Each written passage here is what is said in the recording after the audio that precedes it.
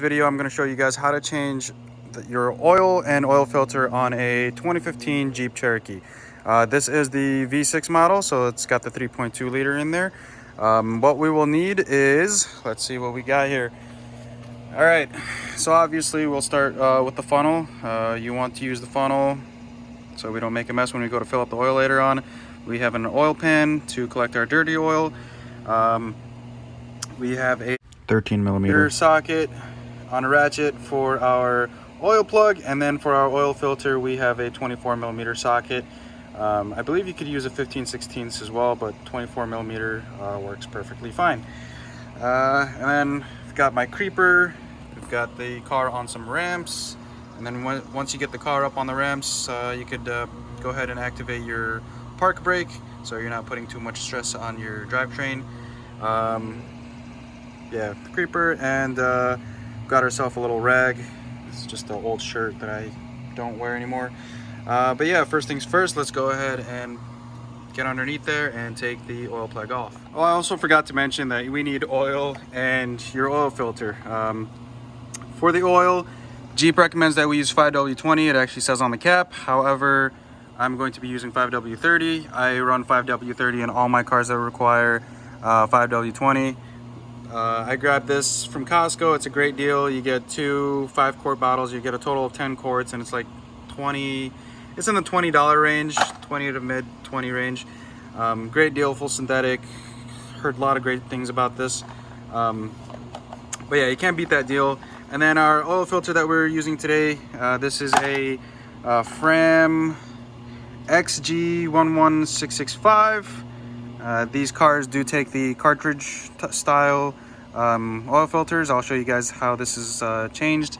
But yeah, let's go ahead and get that. Let's go ahead and empty the oil out. All right, guys. Now that we're underneath the car, we've got our oil pan in place. We've got our 13 millimeter socket on our oil plug. So we're gonna go ahead and break this loose. Whoever put this on, put it on pretty good. So, all right. So what I like to do is spin all the threads out while still holding pressure on the actual bolt itself. Creates less of a mess. Once you have all the threads kind of out, we will pull the bolt back quickly, just like that. And you gotta, it takes a minute before you get that. Look, nothing on my hands. All right, so we'll go ahead and grab our oil plug and inspect it. All right, get it wiped down. All right, we'll wait for this oil to drain. If you're in an area where it's colder outside, you know, closer to like freezing temperatures, you want to warm up the oil a little bit, because it will get like really viscous and thick under cold temperature. So you can just, you know, drive the car for a little bit around the block. That way it's nice and warm, and the oil will be less viscous. That way when you go to pop this open, the oil will pour out freely. All right, so we'll wait for this to drain completely. All right, guys, once the oil is done pouring out and you're down to like a very slow drip like this, we'll go ahead and grab our oil plug, put it in place. You always want to thread it on by hand first, all the way. All right, grab our rag, swipe around the area, and then we'll grab our 13 mil and just give it a nice tightening. Nothing crazy. All right. Don't strip it, because you can strip these. All right, now let's go ahead and change the filter. All right, guys, so one thing I want to talk about is the used oil. You don't want to dump this in the ground or down a drain or anything like that. This can be recycled at your local auto store. A lot of the local auto stores will take the oil and recycle it. In my case, I have a friend who uses a special garage heater that takes oil or anything with burnable fuels, I guess you would say, and like burns it into like in a clean method or clean way. But yeah, he collects the oil, and so I fill up like these 50 or what are they called? Those I think they're the 50-gallon tanks, and I just drop them off at his place, and we just swap tanks, and yeah. But yeah, you don't want to dump this into the ground or down the drain. Recycle it at your local auto store. All right, to get to the oil filter, we're gonna go ahead, top of the motor, move this cap like that, grab our 24mm socket with an extension, and here, let me show you guys what we are going to be pulling out. If you guys can see that. We'll get it on there, and then we'll go ahead and loosen this up and get it off. Let's see. Righty tighty, lefty loosey.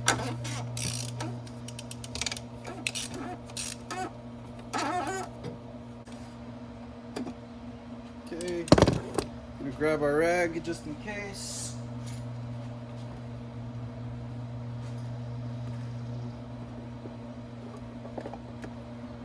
All right, just like that.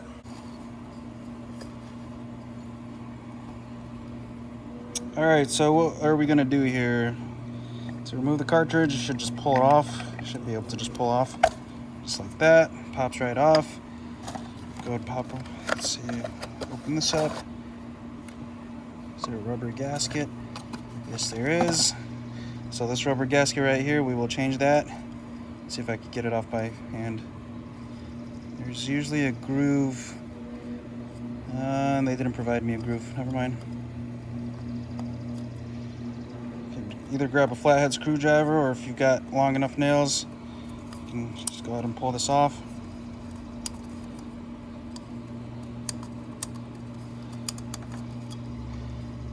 Let's see.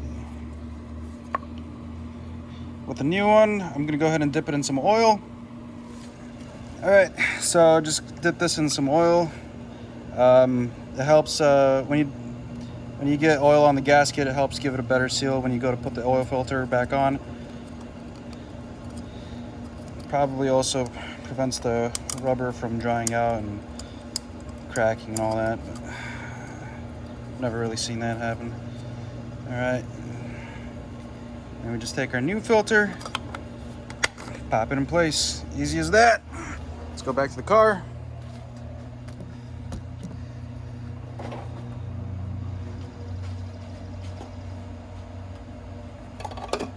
Place, thread it.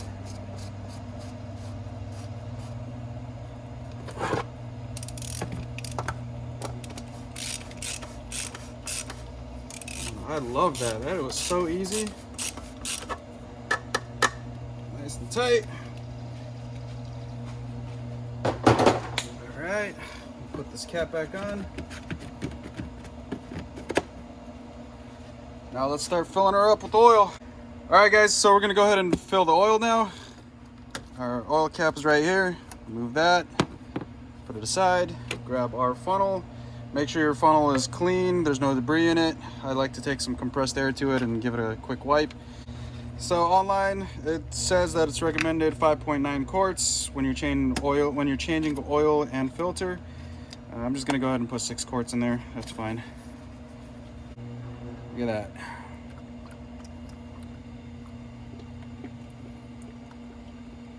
We'll just fill up our last 1 quart here.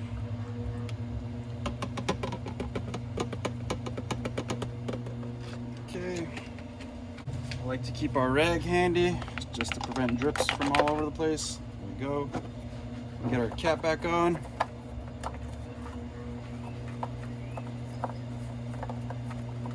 Where's the grooves at? There we go. Nice and secure. All right. Now, you could check the dipstick at this point, but it's kind of pointless because we're at an angle. So I will check the dipstick probably later on today when the car has been sitting for a while, or tomorrow morning. However, what we want to do now is go inside and reset the oil gauge. Set that aside. So I'm guessing we need to put this in the run position. Press it again, probably. Okay, we're in the run position. Let's see, closer. Turn that off. Let's close the door.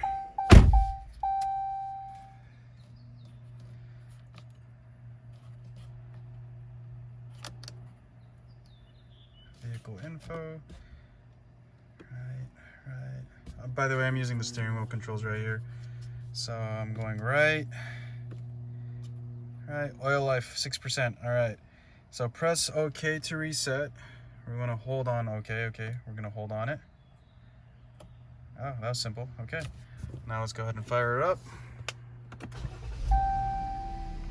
All right, good to go. So we're gonna go ahead and close up the hood, release our park brake, go for a drive around the block, come back and check underneath, make sure there's no leaks, check the oil filter area, make sure there's no leaks there.